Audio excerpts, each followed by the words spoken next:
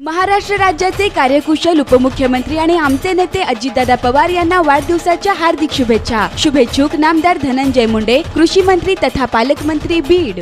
महाराष्ट्रातला आरक्षणाचा प्रश्न असेल किंवा एसटी कामगारांच्या आंदोलनाचा प्रश्न असेल किंवा जाणीवपूर्वक जातीय आणि धार्मिक दंगली पेटवण्यासाठी ठरवून ध्रुवीकरणाची भाषा करणारे अत्यंत थिल्लर आणि नवथर भाजपाचे वक्ते प्रवक्ते नेते असतील, यावर सप्रमाण फार विस्तृतपणे मांडणी करेलच। पण तुर्तास आज अमित शाह यांनी पुण्यामध्ये येऊन जी मुक्ताफळं उधळली त्यावरून दोन मुद्दे नक्की स्पष्ट झाले।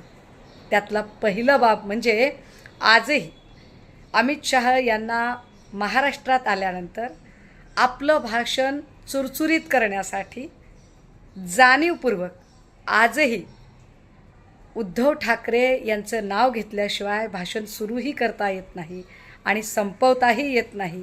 याचा स्पष्ट अर्थ असा आहे की तुमच्यासमोर महाराष्ट्रातलं सगळ्यात मोठं आव्हान हे उद्धव बाळासाहेब ठाकरे या नावाचं आहे। आणि दुसरी महत्त्वाची बाब अशी की ज्या पद्धतीची अत्यंत थिल्लर भाषा, सवंग भाषा आज तुम्ही पुण्यामध्ये केली, त्यावरून तुम्ही हे सप्रमाण सिद्ध केलं आहे की पार्लमेंटमध्ये तुमच्या पक्षाचे खासदार रमेश बिधोडी यांनी जी सवंग भाषा केली होती त्याच्याही पेक्षा अधिक निम्नतम स्तर अमित शाह तुम्ही आज पुण्यामध्ये येऊन गाठला आहे।